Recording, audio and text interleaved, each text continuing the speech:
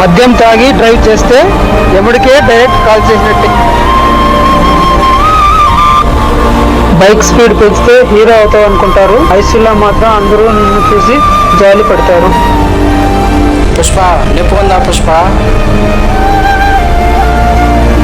కేసుగా నాకు యాక్సిడెంట్ అయింటే నీకు నవ్వులాటగా ఉంది కదా, సరే కానీరా.